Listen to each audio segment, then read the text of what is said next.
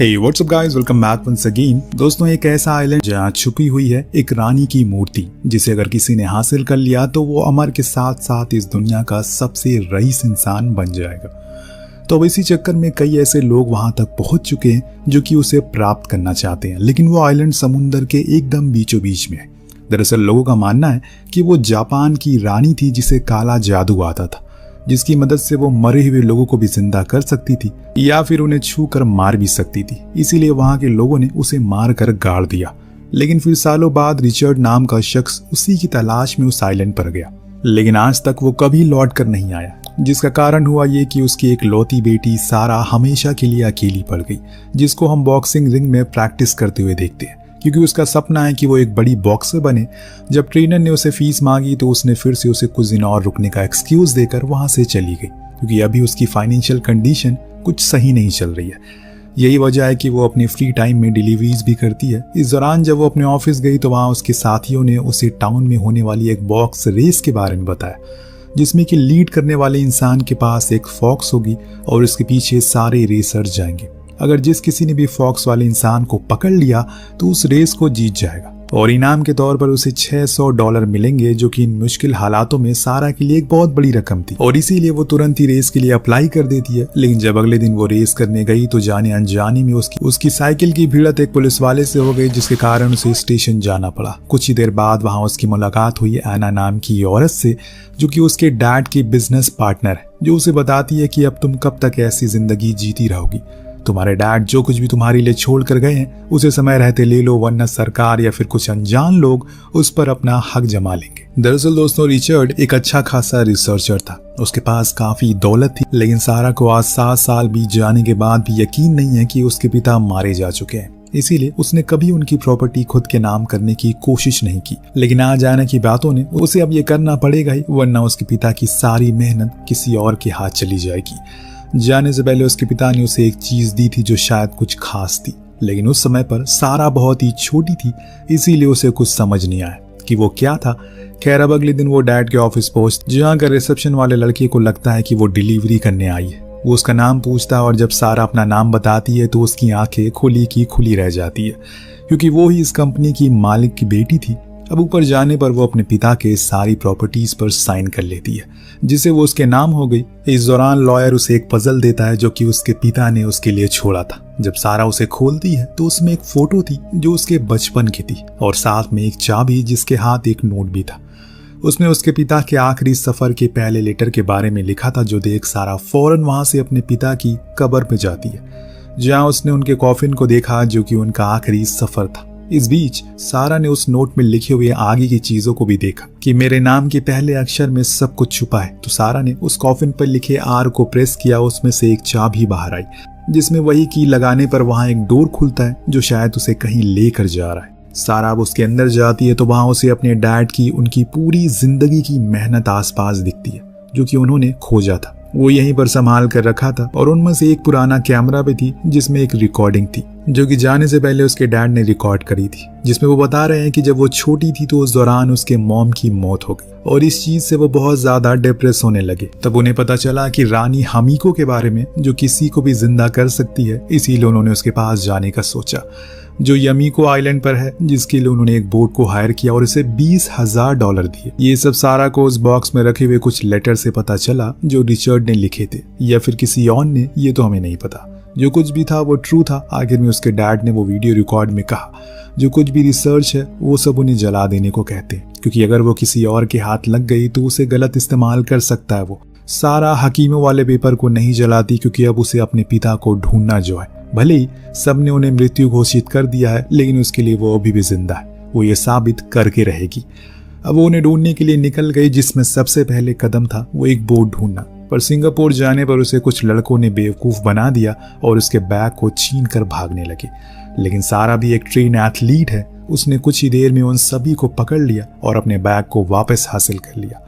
अब वो लड़के इतने ज्यादा शरारती थे कि वो सारा को चाकू दिखाकर उसे धमकाना शुरू करते, जो देख वहां से वो लू के बोट पर भाग जाती है, जहां वो उन सभी को धमका कर भगा देता है। दरअसल दोस्तों, लू का नाम उस पेपर पर लिखा था जो सारा को हकीमों वाले बॉक्स में मिला था।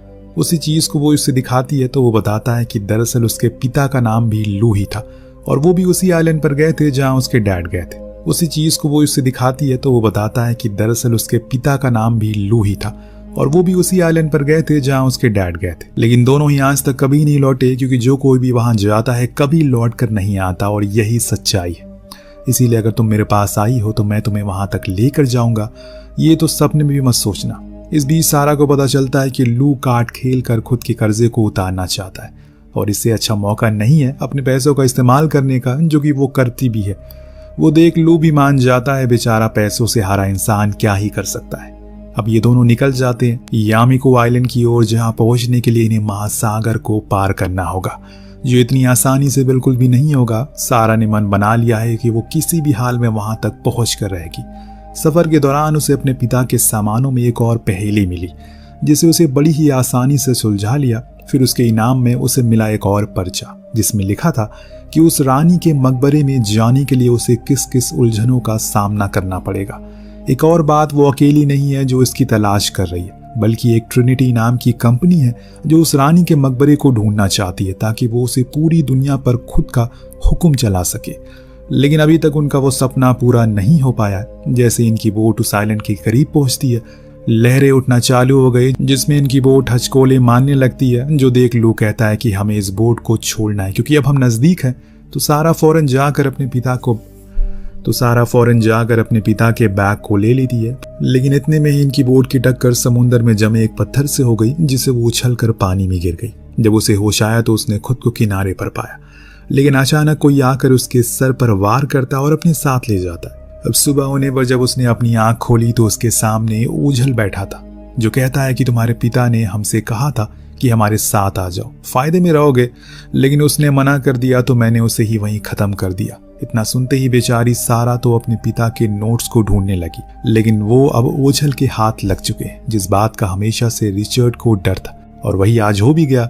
इस बीच जब सारा बाहर आती है तो दंग रह जाती है, क्योंकि वहां पर कई सारे मजदूर पहाड़ों को काटने में लगे थे, जिसमें लू भी शामिल था, क्योंकि उसे भी ओझल के लोगों ने अब बंदी बना लिया। अब दोस्तों, यहाँ रिचर्ड्स के नोट मिल जाने के बाद अब ओझल को पता चल चुका है कि वो रास्ता कहाँ है जो कि उस रानी के मकबरे तक उसे ले जाएगा।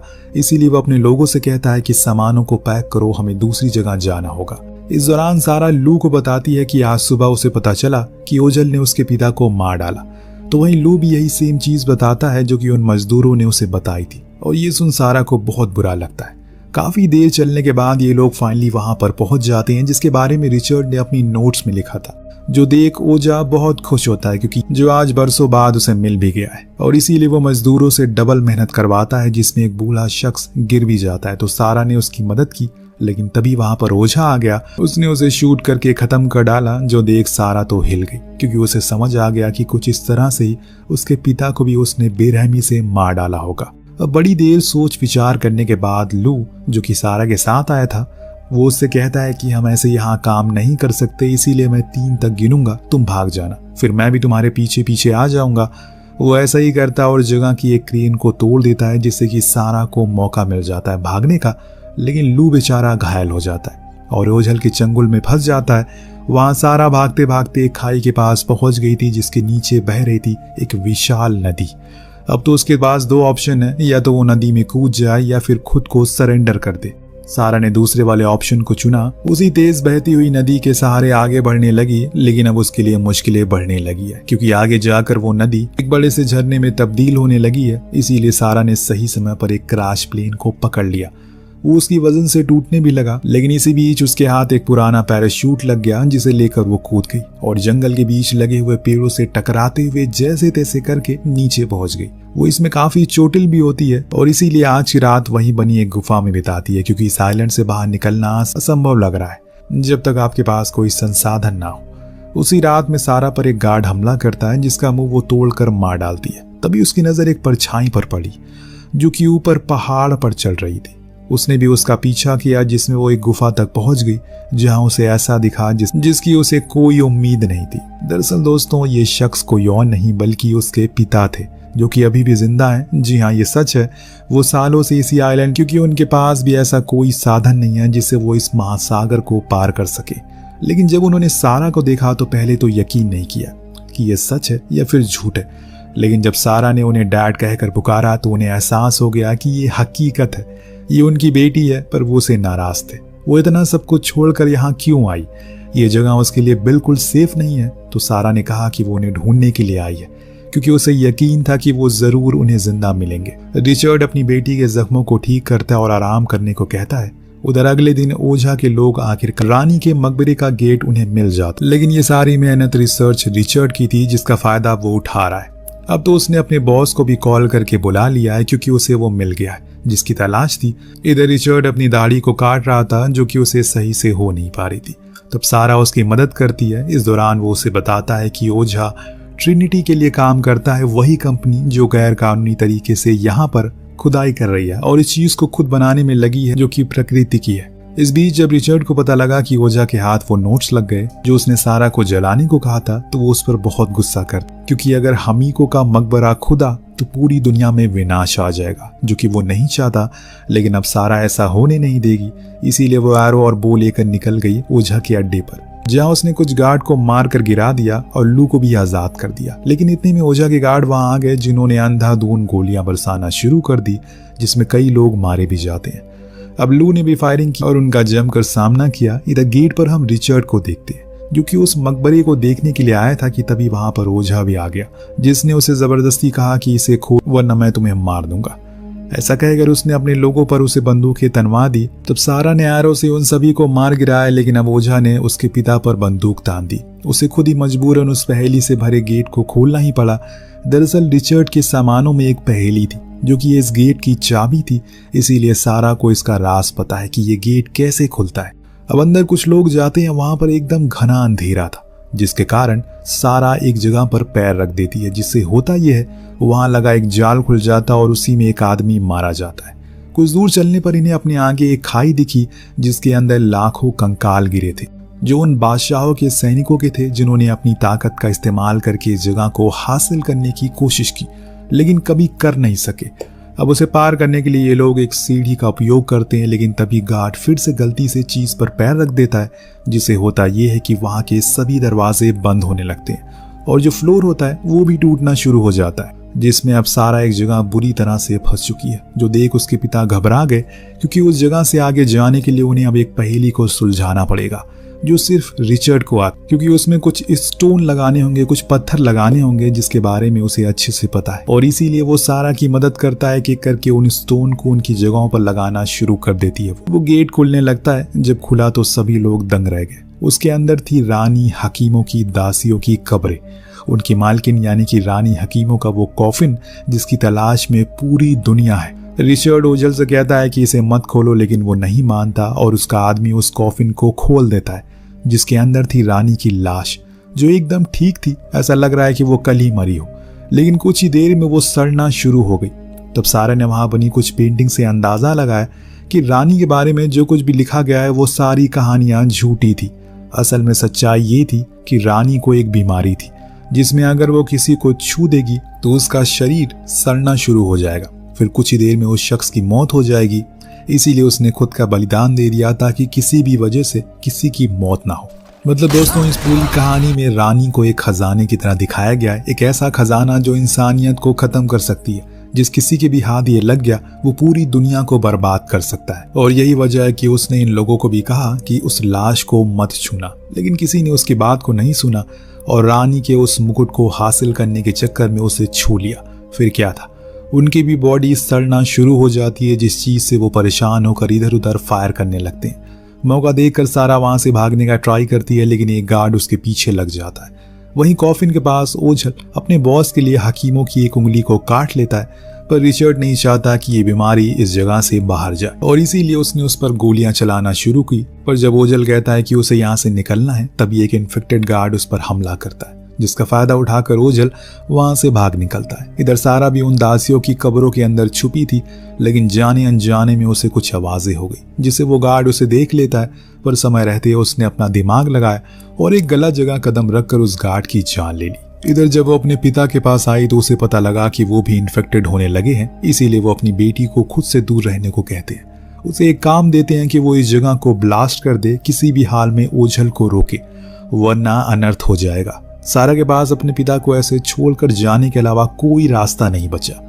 उसने उनका दिया हुआ काम किया और ओझल को घसीट कर दूसरे साइड ले आई, जहां दोनों में भयंकर लड़ाई हुई।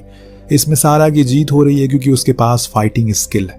इतने में उसके पिता ने उस जगह को उड़ा दिया, जिससे कि ओझल का ध्यान भटक जाता है और सही मौका देखकर उसने हकीमों की वही कटी हुई उंगली ओझल के मुंह में डालकर उसे खाई में ढकेल दिया। लेकिन अब ये जगह पूरी तरह से खत्म होने लगी और इसीलिए उसे किसी भी हाल में यहाँ से बाहर निकलना है, जिसके लिए वो भागती है। अहम मौके पर लू वहां आ जाता है, जो उसे बाहर खींच लेता है और बचा लेता है। इतने में वहां पर ट्रिनिटी कंपनी के चॉपर भी आता है, जिसके पायलट को ये लोग बंदी बना ले ताकि वो उन्हें घर पहुंचा सके। अब लंदन आने पर सारा पूरी तरह से अपने पिता की कंपनी की मालकिन बन जाती है।